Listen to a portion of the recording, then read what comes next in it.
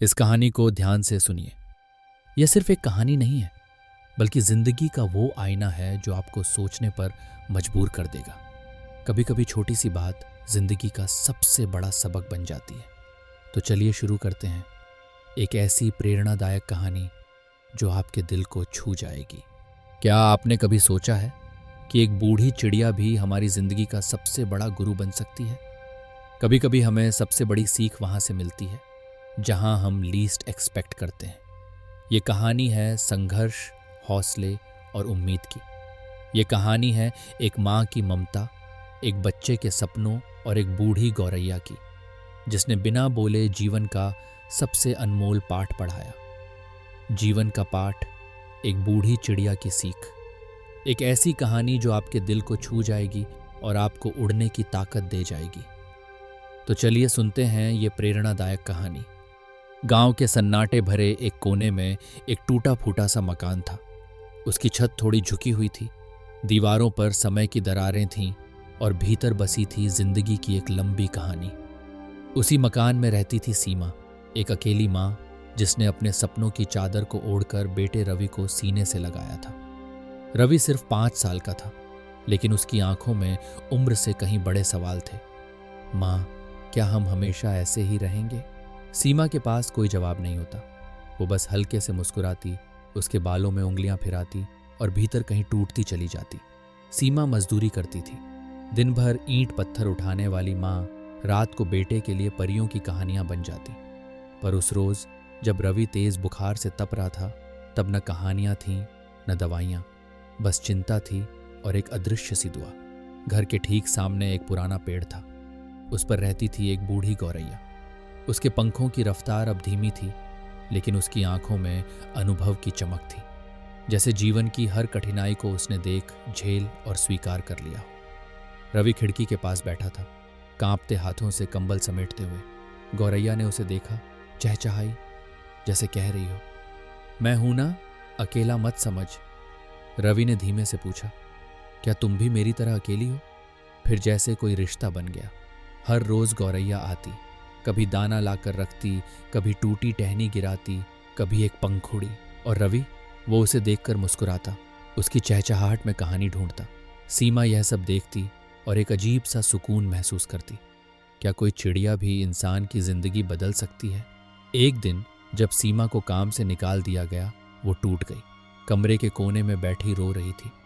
तभी वो बूढ़ी गौरैया आकर उसके कंधे पर बैठ गई। उसकी नन्ही आंखें सीमा की भीगी आंखों में झांकती रहीं, जैसे कह रही हो, मैं बूढ़ी होकर भी उड़ती हूँ, तुम्हारे पंख तो अभी भी नए हैं। सीमा ने आंसू पोंछे और खुद को समेटा। उस दिन पहली बार उसने डर से बाहर निकलकर उम्मीद की राह पकड़ ली। रवि अब हर रोज खिड़की के पास बैठता, गौरैया को देखता, उसकी चीजें इकट्ठा करता।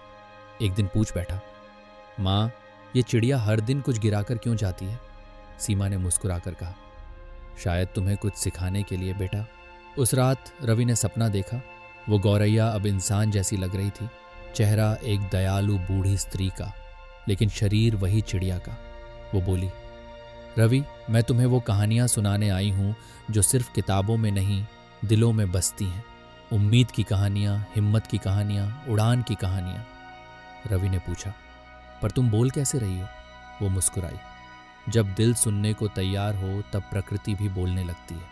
अब हर रात रवि को नई कहानियां मिलती, बीज की जो चट्टान तोड़कर पेड़ बना, टूटी डाली की जो सहारा बनी, घायल पंख की जिसने उड़ान नहीं छोड़ी।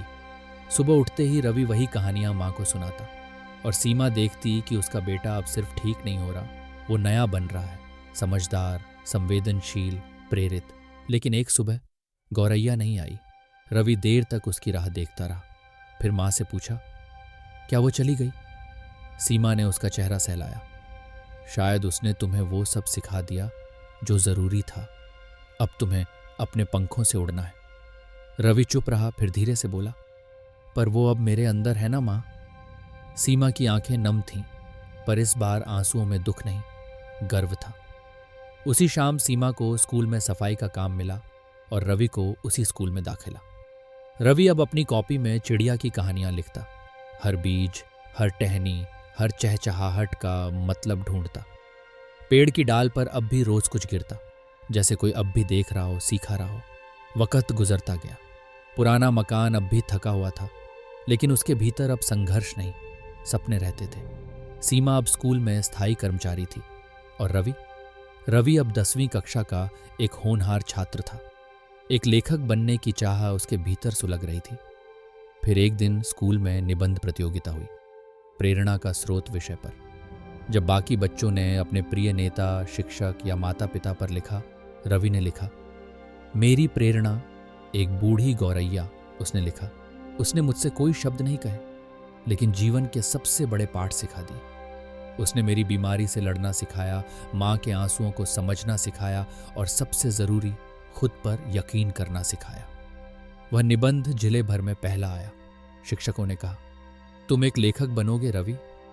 रवि ने ठान लिया, वो चिड़िया की कहानियां दुनिया को बताएगा। सालों बाद रवि एक प्रसिद्ध लेखक बन चुका था।